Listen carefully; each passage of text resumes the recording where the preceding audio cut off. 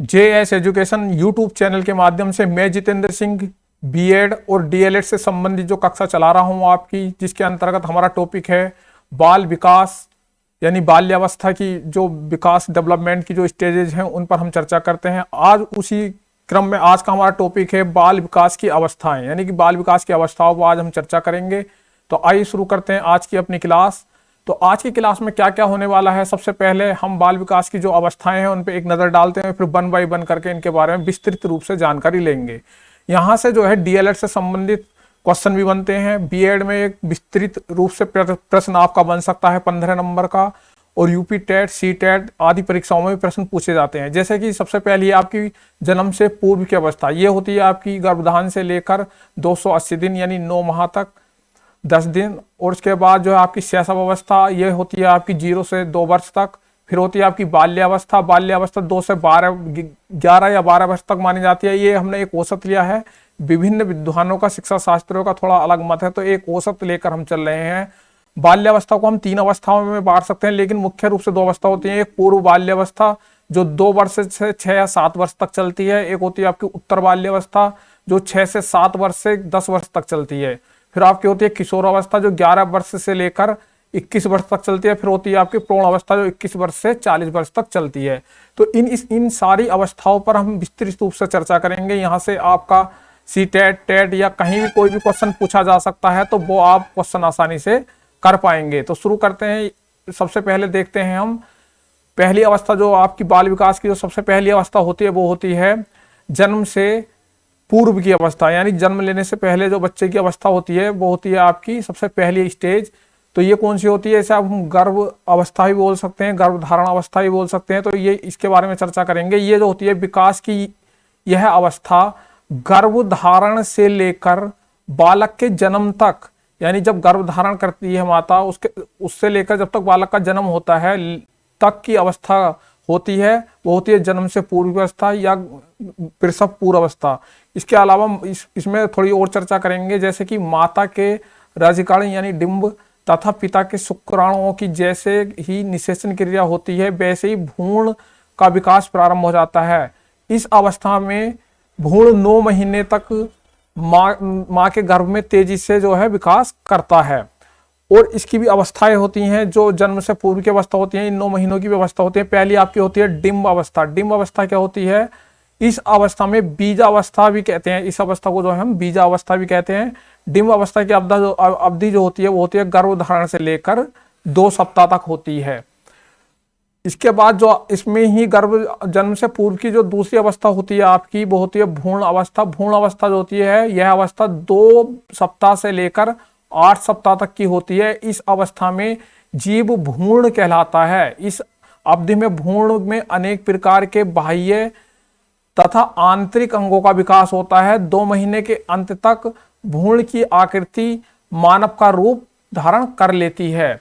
इसके बाद आती है आपकी तीसरी अवस्था जो कि गर्भावस्था के दौरान ही होती है, उसे बोलते हैं गर्भस्थ शिशु अवस्था। गर्भस्थ शिशु अवस्था क्या होती है, विकास की यह अवस्था 8 सप्ताह से लेकर जन्म काल तक, यानी जब तक बच्चा जन्म लेता है तब तक ये चलती है। इस अवस्था के अंतर्गत भ्रूण अवस्था में जिन बाह्य और आंतरिक अंगों का विकास होता है वह निरंतर चलता रहता है, और इसमें जो है सारे अंगों का विकास धीरे धीरे हो जाता है इस अवस्था में। तो ये होती है आपकी गर्भ अवस्था। इसके बाद आती है आपकी शैशव अवस्था। शैशव अवस्था क्या होती है, यह अवस्था बालक के जन्म से लेकर 2 वर्ष तक चलती है। जन्म के बाद पहले 2 सप्ताह तक शिशु अपनी बाह्य वातावरण के साथ पूर्ण रूप से समायोजन स्थापित कर लेता है। इस अवधि के अंतर्गत विकास की गति बहुत कम होती है, और 2 सप्ताह के पश्चात शिशु के विकास की प्रक्रिया जो है बहुत तीव्र हो जाती है, और इस अवधि में बालक में संवेदी एवं मांसपेशीय कौशलों का विकास होता है। दूसरे वर्ष के अंत तक बच्चों में पर्याप्त मात्रा में क्रियात्मक कौशल का विकास हो जाता है। इस अवस्था के दौरान बालक अपनी आवश्यकताओं की पूर्ति के लिए एक दूसरे पर आश्रित रहता है, यानी माता पिता के द्वारा ही जो है उसकी सारी क्रियाएं की जाती हैं 2 वर्ष तक, और जो उसके आसपास के जो भी लोग होते हैं। इसमें कुछ शिक्षा शास्त्रियों ने अपने जो है विचार दिए हैं, जैसे गुड एनफ ने बताया है व्यक्ति का जितना भी मानसिक विकास होता है उसका आधा 3 वर्ष की आयु तक हो जाता है। एडलर ने बताया बालक के जन्म से कुछ माह बाद ही यह निश्चित किया जा सकता है कि जीवन में उसका क्या स्थान है। और स्ट्रॉन्ग के अनुसार जीवन के प्रथम 2 वर्षों में बालक अपनी भावी जीवन की शिलान्यास करता है। यद्यपि किसी आयु में उसमें परिवर्तन हो सकता है पर प्रारंभिक प्रवृत्ति एवं प्रतिमान सदैव बने रहते हैं। यानी कि हम बच्चे के जो है शुरू के 2 साल में देखकर ये बता सकते हैं कि बालक कितना लंबा होगा, इसका विकास किस तरीके का होगा, बालक किस तरीके से आगे चल के भविष्य में विकसित हो सकता है। लेकिन वातावरण और अन्य कारणों से, बीमारियों के कारण जो है यह अनुमान भी गलत लग हो सकता है। लेकिन कुछ हद तक जो है इस अवस्था में हम बच्चे के बारे में हम बता सकते हैं। इसके जो मुख्य मुख्य पॉइंट हैं इस अवस्था से जो प्रश्न बन जाते हैं वो है शैशवावस्था जीवन संरचना की आधारशिला होती है। यानी कि यहाँ पर जो है 0 से 2 वर्ष जो शैशवावस्था है वो क्या है, जीवन की आधारशिला है। यह व्यक्ति की अभिवृद्धि और विकास जो है में शैशवावस्था का निर्णायक महत्व होता है, यानी कि निर्णायक भूमिका निभाती है शैशवावस्था। शैशवावस्था में जो बच्चे की अभिवृद्धि और विकास का जो है नींव पड़ जाती है, आधारशिला होती है।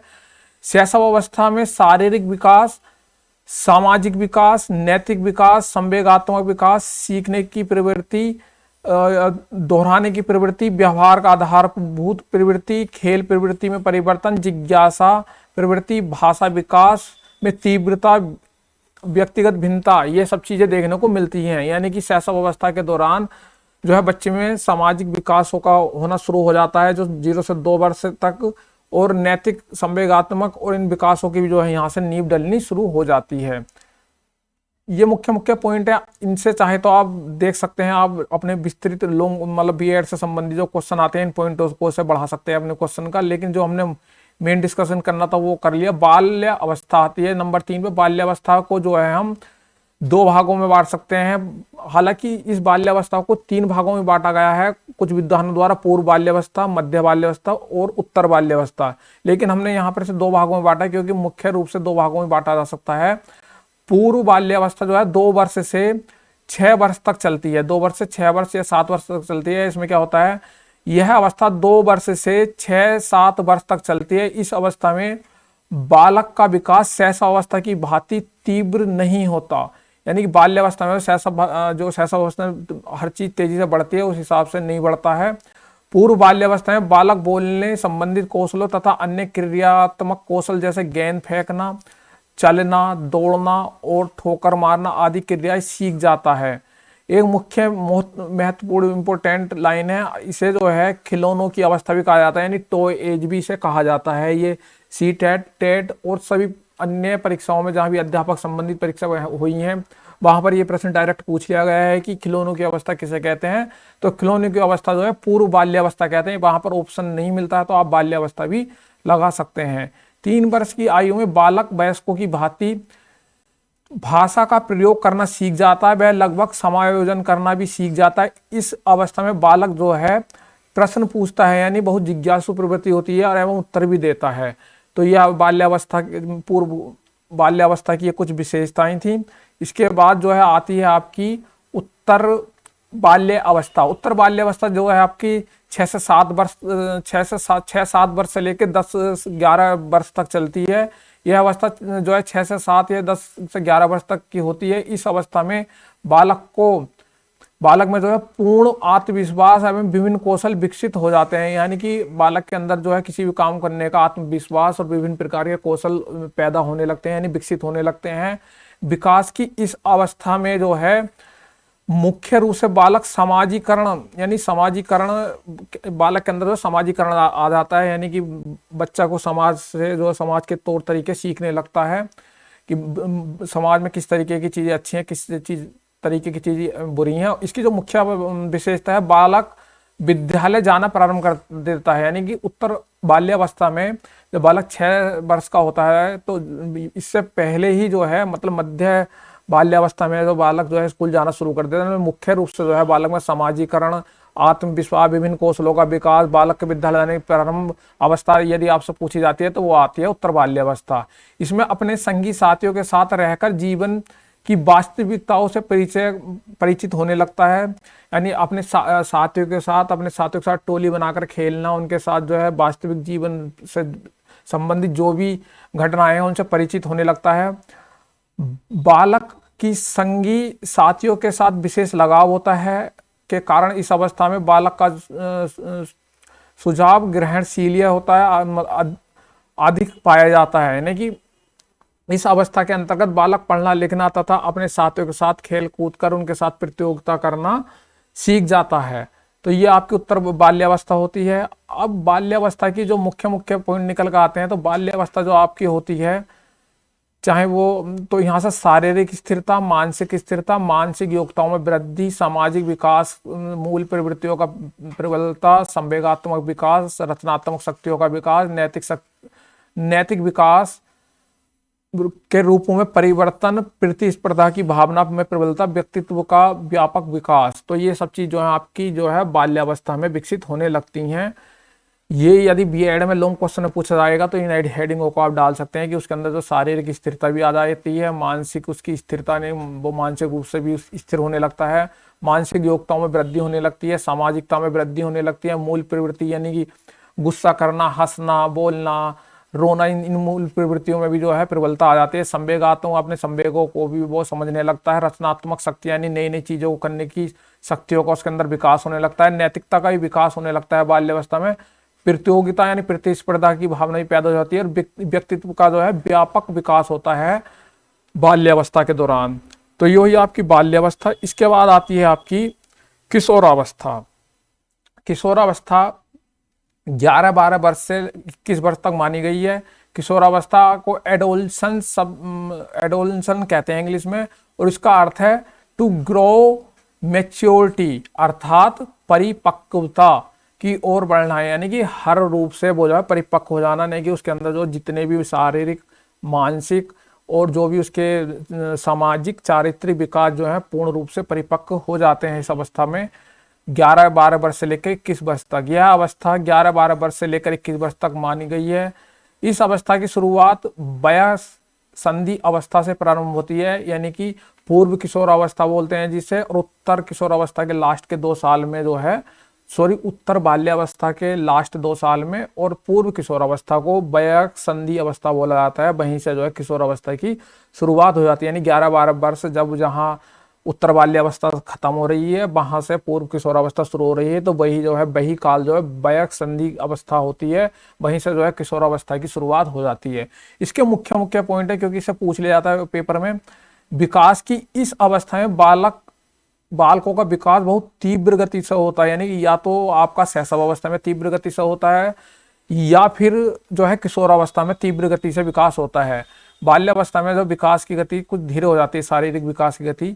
लड़कों की आवाज भारी होने लगती है एवं प्रजनन संस्थान में भी जो है परिपक्वता आने लगती है। जो बच्चों को जो मतलब कि प्रजनन शक्ति है उसमें जो है परिपक्वता आ जाती है किशोरावस्था के अंत तक।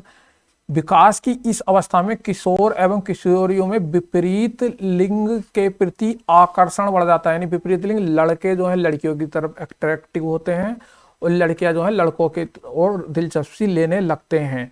तो इस अवस्था में जो है ये इनकी मुख्य विशेषता है।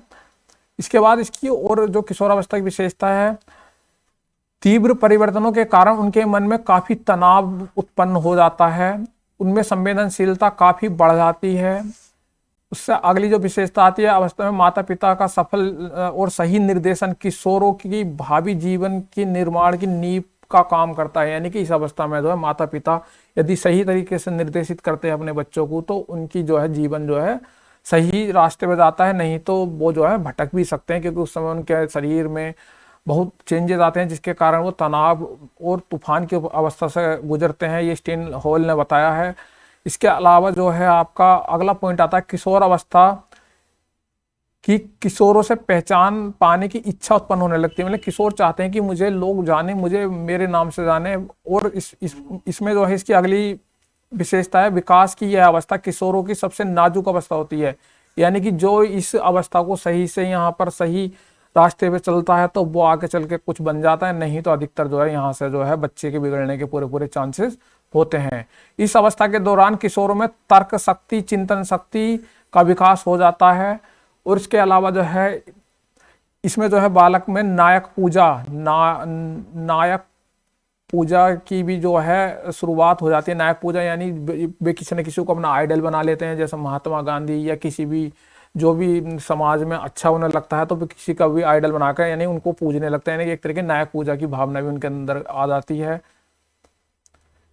किशोर अवस्था की एक कोटेशन डायरेक्ट पूछ ली जाती है कि किशोर अवस्था बड़े संघर्ष, तनाव, तूफान तथा विरोध की अवस्था है, ये कहा स्टेन हॉल ने। और किशोर अवस्था की एक विशेषता और होती है कि किशोर जो है अपने माता पिता से अलग रहना पसंद करते हैं और वो जो है अपने संगी साथियों के साथ रहना पसंद करते हैं। तो इस तरीके किशोर अवस्था की ये मुख्य विशेषता डायरेक्ट क्वेश्चन पूछ लिया जाता है कहीं।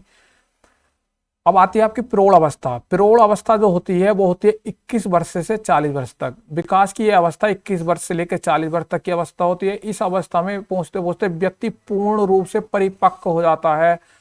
व्यक्ति को में परिपक्वता को प्राप्त में व्यक्तिगत भिन्नता पाई जाती हैं, अर्थात कुछ व्यक्ति जल्दी इसे परिपक्व हो जाते हैं और कुछ व्यक्ति देर से परिपक्व होते हैं। यानी कि हर किसी व्यक्ति में जो है परिपक्व अवस्था में पहुंचने की चेंजेस होती हैं इस व्यक्तिगत भिन्नताओं के कारण। व्यक्ति पर विभिन्न प्रकार की जिम्मेदारी, कर्तव्य तथा उपलब्धियों को प्राप्त करने का भार बढ़ जाता है, जिनसे व्यक्तियों को अपने माता पिता व परिवार के अन्य सदस्यों से संपूर्ण प्रेम मिलता है। वे विभिन्न प्रकार के उत्तरदायित्व कर्तव्यों को अच्छे से निर्वाह करते हैं और जहां परिवार का सहयोग नहीं मिलता तो वो जो है अपने कर्तव्यों का पालन सही से नहीं कर पाते। मैं आशा करता हूं कि आज की आपको ये क्लास पसंद आई होगी। यदि ये क्लास पसंद आती है तो आप इसे लाइक और शेयर कीजिए। नमस्कार, धन्यवाद।